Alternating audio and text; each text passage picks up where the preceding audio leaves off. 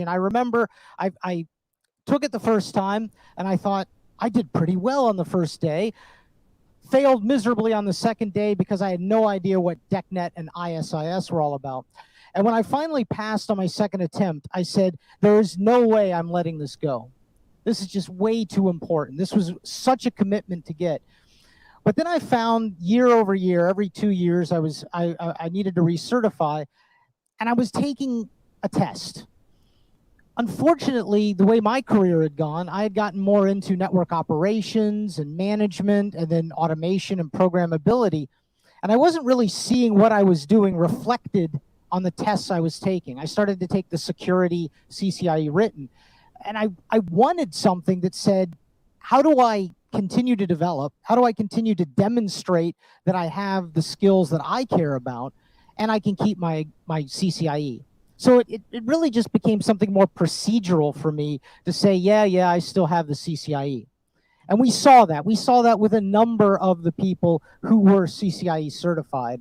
And we also saw what was happening in the industry, which was this push to a more learning or a lifelong learning approach to maintaining relevancy with career certification. We see it in the medical field. We see it over in project management. We see it in other elements of IT. So we unveiled this continuing education program for our CCIEs a few years ago. And this allows you to pursue that lifelong learning. You take courses, you come to conferences like Cisco Live, you gain knowledge in what you're doing, you practice that knowledge, you gain the skill, you gain the experience, and we wanted to reward you with that. So as you do these things, you earn credits and you can get recertified. And that was the point of the program. And we piloted it with the CCIEs, and we got some good feedback. I myself loved it. The first time it was available and I could recertify, I took the courses in automation, and I got the credits, and I became Cisco certified again, kept my CCIE.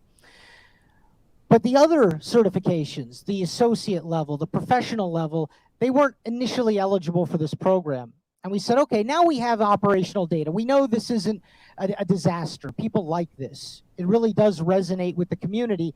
And February 20th, 2020, February 24th, 2020, we ratified, or we revolutionized, I should say, our certification program. And we opened continuing education up to everyone, all certified individuals at all levels, associate. We added a new formal specialist level, professional, and expert. And unfortunately, the world just shut down right then. We kind of didn't get a chance to come to the US, to come back to Europe in 2021 and talk about this. So people didn't really realize that now, as any level of Cisco certified individual, you are eligible to take continuing education, to earn credits through learning, to recertify your career certifications, to participate in this lifelong learning path. So fundamentally, the way the program works is you have an active career certification at any level. You've got certified. Now you take classes. These are online classes. They can even be in Cisco U. These are instructor-led learnings. You have opportunities for the 3 years that your certification is active. You take these courses, you'll earn the credits. You can also attend Cisco Live. When I started this off, I said, who's attended sessions? Hopefully all of you thought about it and said, oh yeah, I've been in a few sessions. For each one of those sessions, you're eligible for credits. After Cisco Live, you submit for those, you'll get the continuing education credits towards your recertification. Let's say you took an exam. You read the questions and you said, I could do better than this. These questions are terrible. I could write a better question. You can write items. If you're certified and you've got an idea for a great exam item, a question, drag and drop, multiple choice, we can get you hooked up into that program, and for every accepted question or item that you write, you'll earn continuing education credits. And as you earn those credits and you hit the requisite levels, you get recertified. You don't have to take a test if you don't want to. And we also have options in here, and I'll talk about that. You can still take a test. You can take a test and earn continuing education credits. So we've added a lot more flexibility to our recertification program. So that's fundamentally how the program works. And this, again, is the spirit of that program. As you learn, you're always learning. Every day, I'm always learning. That's why I keep coming back to networking after 24 and a half years at Cisco.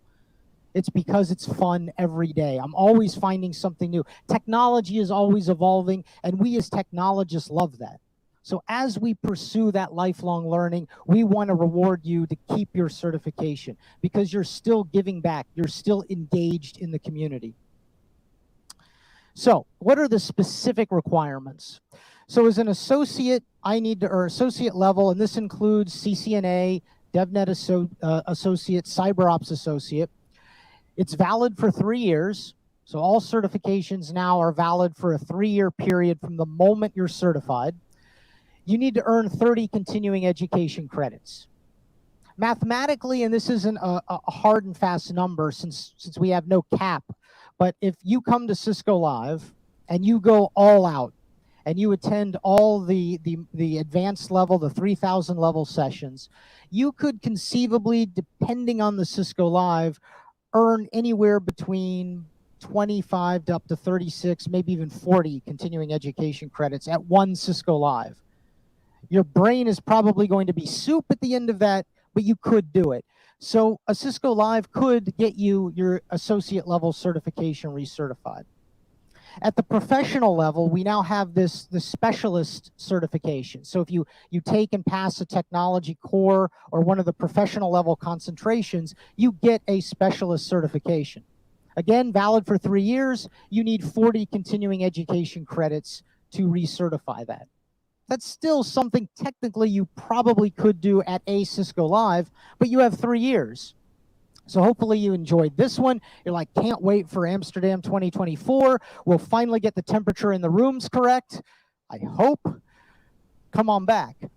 At the CCNP, at the DevNet professional, at the cyber professional level, the full professional, that's 80 credits, and now you start to see some flexibility here. So with 80 credits, you can take it all in learning, or you could earn 40 continuing education credits, and you could pass one of the concentration exams. Or you can pass a technology core exam if you don't want the continuing education, and you'll recertify. So we have some options. At the expert levels, CCIE, DevNet Expert, CCDE, again, 3 years, your certification's valid for 3 years. And this is actually a change. So any CCIEs? A few of you. I always remember my anniversary date. It was, again, December 5th, 1999. I knew that every odd year I had to recertify. We always had that kind of buffer year, though. You weren't inactive, you were kind of in suspend, but I never wanted to go suspend, so I always looked for that odd year. What we decided to do was make everything 3 years. So we don't have an anniversary date anymore, but you get that 3rd year, that suspend year is active. But you still get the option to recertify with continuing education. With CCIE, because you have that 3 years, 120 credits to recertify. And again, you have some choices in terms of exams plus credits. So if you're coming back to Cisco Live year after year for that 3-year period, that's a lot of credits you can earn, and then you can supplement that with some online or instructor-led courses. Or again, for those of you who have read the questions on our various written exams and decide you can do better, please submit questions. We actually really love that because it gives us a nice diversity of the questions that we have on our exams. You can earn the necessary 120 credits. And don't worry, for those of you who have our CCIEs and we're used to the anniversary dates, we now nag you. And honestly, if you keep your old anniversary date in your head, like if I recertify every odd year before December 5th, I'm never going to go inactive. So those are the credits that are required. Like any good program, we have policy involved with it. We have some rules. The credits that you earn, the credits are good for the full 3 years. So you earn credits and they go towards your certification. Many people have multiple certifications. They may not have multiple CCIEs, though that's awesome if they do, but they do have other certifications. And they ask, well, let's say I have a professional and an expert, or I have an associate and a professional. Does that mean I need to earn 30 credits to renew my associate or recertify my associate, and then another 40 or 80 to renew my professional? No. We look at the maximum level of certification you have, and the credits accumulate through that 3-year period until you hit the top level of certification. Then all your certifications at that level and below will recertify, and your credit counter will reset. Though we will roll over. So if you have leftover credits, let's say you needed 80 and you took a course and you got 90. Those 10 don't go away. We will give you the remaining 10 after you recertify for 3 years from when you earn those credits. Obviously, the credits can only be counted once. We're not going to double dip, but that doesn't really matter because, like I said, we will give you the highest level of certification you have across multiple, say you have multiple professionals, multiple experts, we'll give you that level and below. And at that point, all your certifications also line up from the same recertification date. So it becomes a little bit easier to manage. The credits must be used before they expire. Obviously, we don't want you to, we won't let you hold on to them for more than 3 years. And as I mentioned, though, we will roll them over. You earn them, they're yours, you should be able to use them. So those are some of the policies with the program. One of the things I don't think we have on here, but comes up all the time. Let's say you take a course. You take a CCMP course online in Cisco U or instructor-led, and that course was worth 40 credits, 40 continuing education credits. It's a week long. You say, well, what if I want to hold on to that and submit for those credits later on? Well, you can do that. However, the moment you submit for the credits, we'll look at when you completed the course, and from that moment is when you'll be awarded them. And if at that moment you hit the threshold to recertify, then that's the day of the course completion is the day of your recertification. You have up to 1 year, 365 days to submit for continuing education credits. And we realize that the whole process of submission of credits, it's a little bit tedious. It's one of the things that eats up our support team in learning quite a bit. We are working as part of the Cisco U program to make all of that transparent. So no longer, if you take an online learning course from Cisco, in the future, you won't have to submit for that. We'll know that you did that. We'll know that you're certified, and we can automatically award you the credits. The same thing for Cisco Live. Next few slides will be what you can earn here at Cisco Live. Right now, you do have to submit. You don't have to remember the sessions you attended. God knows at the end of this, I don't even know where I've been for 2 weeks. But as long as you come to our portal and submit that I was at Cisco Live, we know what sessions you attended, assuming you badge in, you've got to badge in, and then we will award you all the credits that you've earned. So we're trying to do away with that as well. Since we know you badged in, we can just automatically look, you're certified, you attended these sessions, here's your credits. It's not there yet. We still have to do some of that manual work, but we've heard the feedback, and we're going to make that process a lot smoother. So we're here at Cisco Live Amsterdam. It's great to be back after 3 years. And you're all able to earn continuing education credits for any of these types of courses that you have attended. Breakouts, instructor-led labs, tutorials, and DevNet workshops. So I'm sure those are the majority of the sessions, other than this, which I'm, again, grateful you showed up to. These are the majority of the sessions you've been attending. And again, don't have to remember that you attended BRK, Ops 21, 22. You don't have to remember the session numbers. You just have to badge in, and we'll take care of the rest once you submit. From an earning perspective, these are the credit counts that you'll get when you take or go through these different types of sessions. So for a breakout, a BRK or a dev workshop, it's 1 credit for the level. So this is why I said if you go all out and you take all of those 3,000 level, you can earn quite a few credits. There's quite a few opportunities to do that. For the instructor-led labs, it's a little bit more because you're doing more. You're getting your hands dirty in there. The tutorials, same thing. The 4-hour tutorials equal the lab. The 8-hour tutorials, that's quite an investment. you earn a little bit more credits for those things. At the end of Cisco Live, so Cisco Live's over, go to ce.cisco.com. I'll show you the portal in a second here. ce.charlieecho.cisco.com. If you're certified and you have an active certification, you'll be able to log into that. Your regular cisco.com credentials will work. And then you will submit an item, and I'll show you a demo of this real quick. You'll submit an item that says, I attended, it's just one line, I attended Cisco Live 2023 in Amsterdam. Doing that, that's all you need. We'll take care of the rest. We get the data from the event team. We know what sessions you attended, and we'll award you the credits. So let's take a look practically.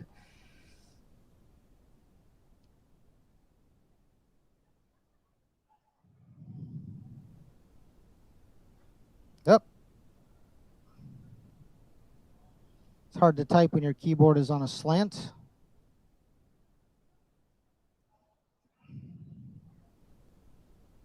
So this is the Continuing Education portal, ce.cisco.com. Come over to Submit Items. It won't be here yet. But you can see if you type Cisco Live, once the event shows up, once the event concludes, you will say that you attended. We no longer have in-person versus connected. It'll just be like this, Cisco Live, location, Amsterdam, 2023. You select that, agree, submit, and then you'll be able to get those credits. It may take a few days. We have to get the report from the event team. We have to load it into our system, but do not worry. You will get the credits for the sessions that you attended. So ce.cisco.com, submit for Cisco Live, not Melbourne, but Amsterdam 2023. And that will give you the credits. All right.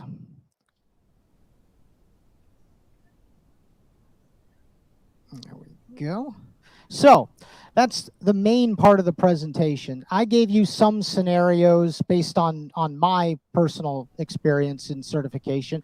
Is there anyone who wants to give me when they certified, and I can walk you through specifically the dates when you would need to recertify? 2018?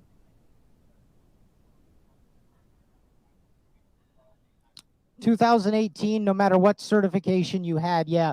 Prior to the February 24th, 2020, everything was 3 years from an associate and a professional standpoint. Expert was 2 years with that 3-year suspend.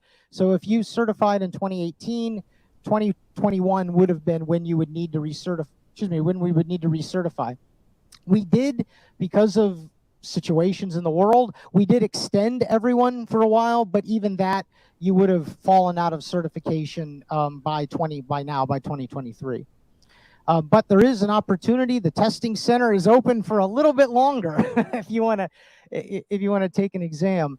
But something that I would always, a scenario that I would always give is, let's say you do recertify here, or certify here. You did, in fact, we had one guy in the Network Operations Center, never taken a Cisco test, but he does networking for a living and events, actually, and he went and took the Enterprise Core and passed. So yes, I'm proud of him. He passed yesterday, so that was February 8th, 2023, and now he has until February 8th, 2026 to recertify. He also has until February 8th, 2026 to finish his CCNP or to take the CCIE Enterprise. But let's say next Cisco Live comes around and he's like, you know what? I am going to take my concentration to get my full CCNP. It's free. He goes in, he takes it. Does he recertify his CCNP? Or does he recertify his core exam? Yes, he does. So if he goes and he takes the concentration, he will get a CCNP on February, well, let's say it is the same date, February 8th, 2024. He'll get his CCNP Enterprise, and he will be recertified. And he will now have until February 8th, 2027 to recertify that. And he can come back and take continuing education credits by attending sessions at Cisco Live, and he can continue to recertify in that manner. Now, let's say at 2025, he's back again. I hope we're all here. 2025, he goes and he takes another concentration exam at the testing center. While he will recertify his specialist certification, he would not recertify his full CCNP. For that, he would need an additional 40 continuing education credits. And when he gets those, at that point, his CCNP will recertify, as well as his specialist certifications from the date he earns those credits moving forward. So again, once you recertify at the highest level of certification you have, it takes care of all the sub-levels of certification, and then your dates line up. So you remember that now, whenever I complete that course or gain that last credit, that's when I have to recertify moving forward. Yeah. Yep.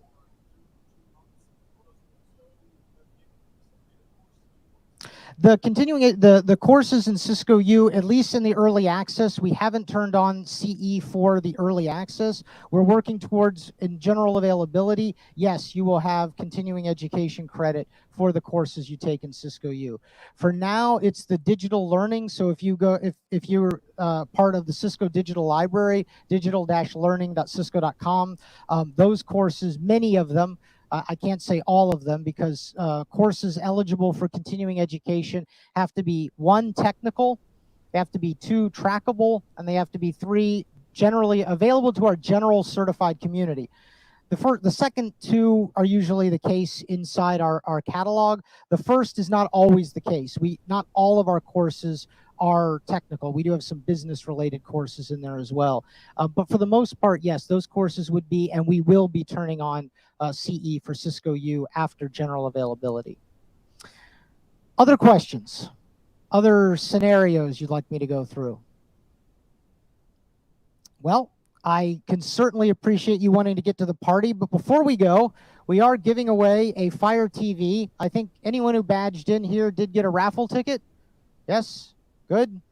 If I could get the raffle numbers from somebody who collected them, who might be not listening to me at all. Nobody is listening to me. Is this thing on? Let me see if I can. Brad, could you find, you have the cup. Oh. Oh, okay. All right. So, the winner is, wow, these were real tickets when I started this week. Things have gotten hard. Number 220. You got to be present to win. Nope, no 220. Oh, you're going to be very disappointed. Okay.